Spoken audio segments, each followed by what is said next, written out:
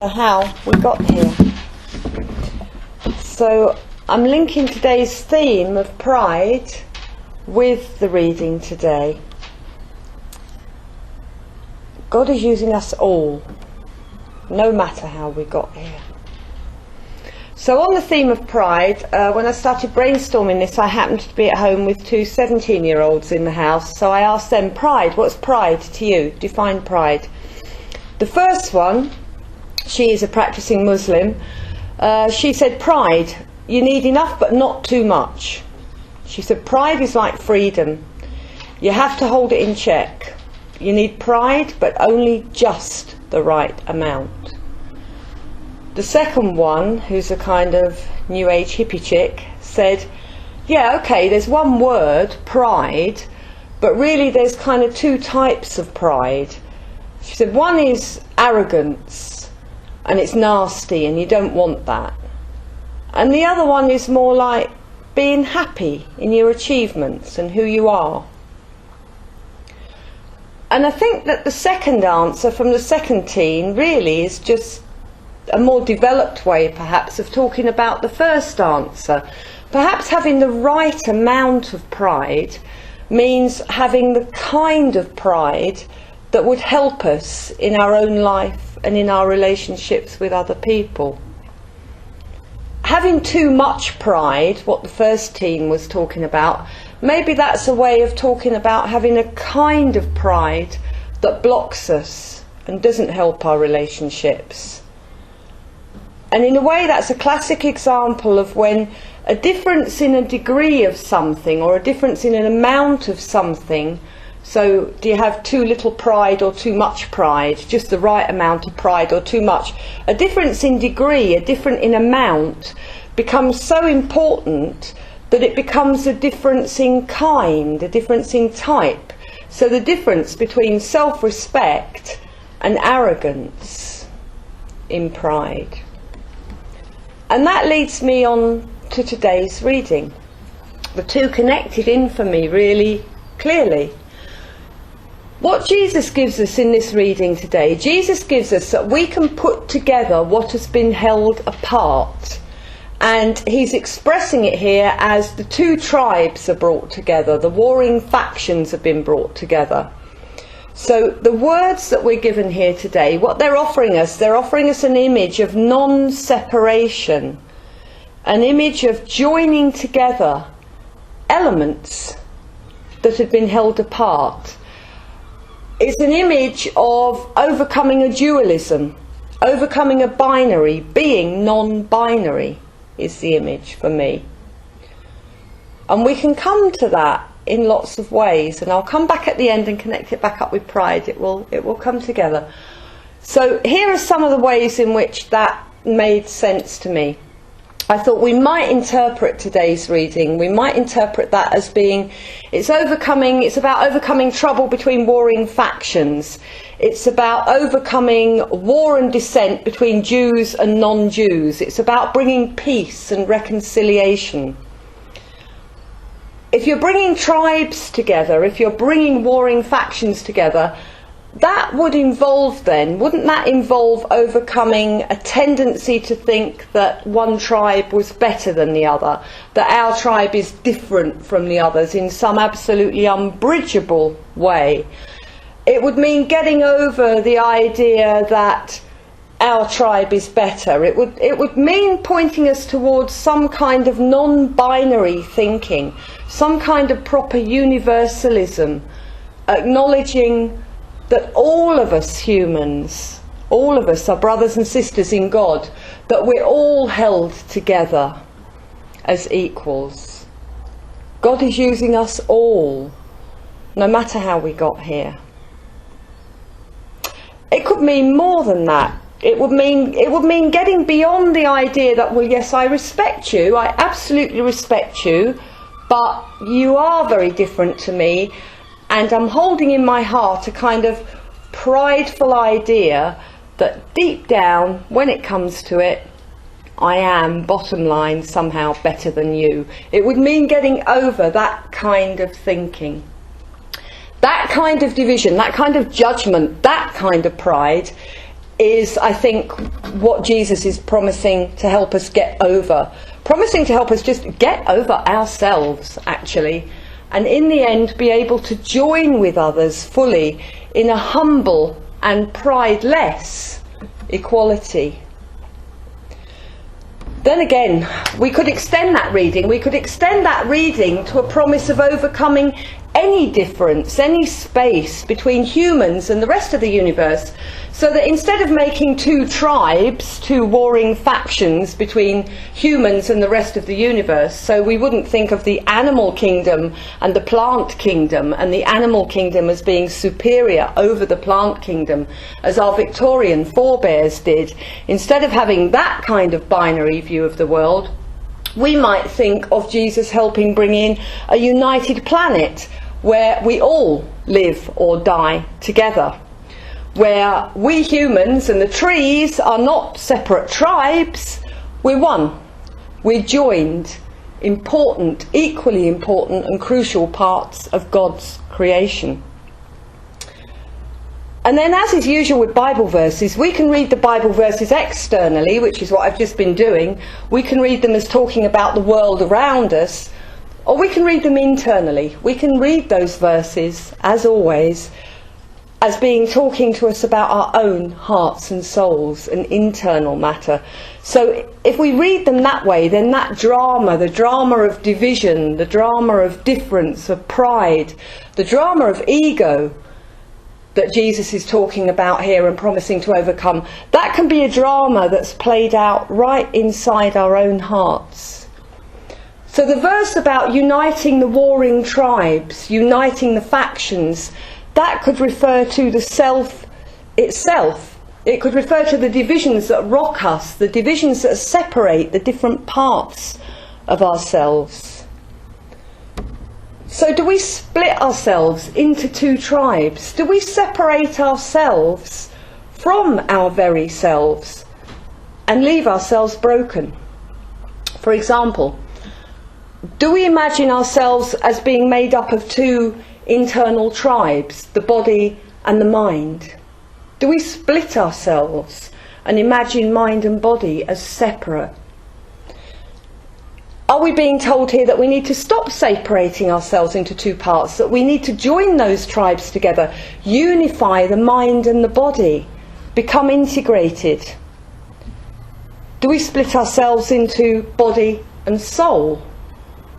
Do we think binary about ourselves? Do we imagine then that our lives are split into two aspects, that we have a spiritual life and we have a worldly life? Do we think that when we're here in church singing and praising God, that we're being holy and letting out a godly part of ourselves, but that some other parts of our lives are not holy and are not to do with God and are somehow separate from the spiritual aspect of ourselves? Do we make ourselves into two groups internally? Do we break ourselves so that we are split into a private, personal part and a very different public persona? That's a kind of recipe for disaster, and it's a very common thing that we can build up a fake public self. Do we dislike parts of ourselves? Do we sometimes find it difficult to love or accept certain aspects of ourselves? Do we split and break ourselves between the parts of ourselves that we accept, that we have self-respect in, that we have pride in, my second teens term of it, and the parts of ourselves that we haven't yet faced, accepted, learnt to love, accept, just as part of ourselves? Do we separate ourselves from some aspect of ourselves? So, in short, I'm asking, and I know I do. You might not. I know I do. Do we split ourselves sometimes into warring parts? Do we break ourselves into non-unified, broken beings? And then do we find ourselves yearning for an integration and a unity within ourselves? What I think we're hearing in the verses today is I think we're not just hearing a comment on a political situation at a time. We're not just hearing that kind of external commentary. The reason why the Bible speaks to us and continues to speak is because it's always working on so many levels at once. It's doing so much work. This is why holy texts become holy and sacred and handed down, because of what can be brought out of them and continue to speak down the ages. And I think this is not just about Jews and non-Jews fighting at the time. This is also about a human tendency to split, and a promise that we can bring two tribes, two factions, two split parts of a binary back together. Whatever they are, we can reunite them. So coming back to pride, coming back to that arrogance kind of pride that the teenagers were warning about, the one that the first teenager said, well, it's too much pride, that kind of pride. Thinking about what that kind of pride does and how it works. That kind of pride goes along with making judgment calls, doesn't it, on other people. That kind of pride is the pride that goes along with having a sense of superiority, of making difference, breaking the world up, and then evaluating it. That kind of pride is clearly the kind of pride that we don't want, that we're not encouraging ourselves to grow. The kind of pride that we're thinking about this week in our theme then, that kind of pride is the pride that the teens linked into, in the first case, the right amount of pride, or the second teen linked it into self-respect.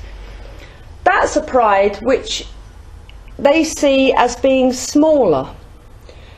It's less about expanding the self, and perhaps it's more about acknowledging every part of the self and having respect for it.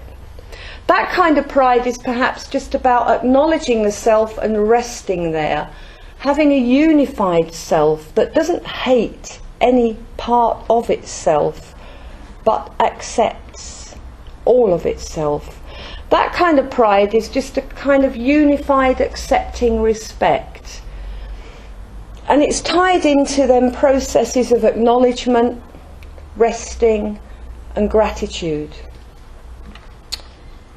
Tied into processes of reaching out beyond our narrow little selves, reaching out towards others, recognising a non-separation, a connection. I think as we move into communion today, another thing that we've been given in our tradition is that we have been given things to enact, rituals, struggling for the right word to use here. We've been given things that we can do. We have been given suggestions for things to do, and those things are given for a reason. Jesus left us with communion, left us with do this and remember me.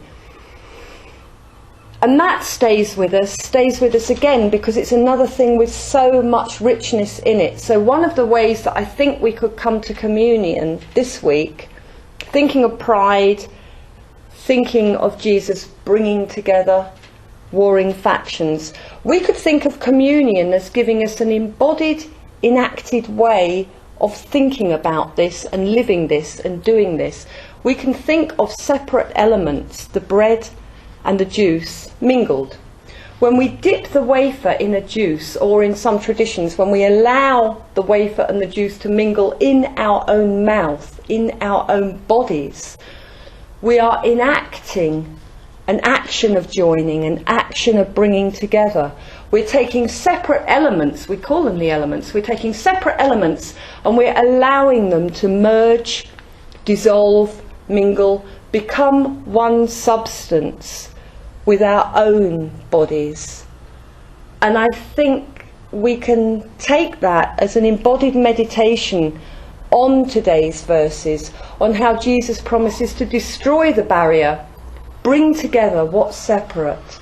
And we can think, as we allow that wafer and juice to mingle and merge and dissolve together, we can think about getting over those warring factions. Think about non-binary ways of living and thinking. Think about overcoming that human tendency to separate, draw lines, make differences, judge, do all that stuff. If we could get over that us and them thinking that's done so much damage in the world, if we could get over not accepting parts of our own selves which has done so much damage to us, if we could begin to integrate all the different parts of ourselves and our lives, then we can take a step towards all the others around us, the humans, the non-humans.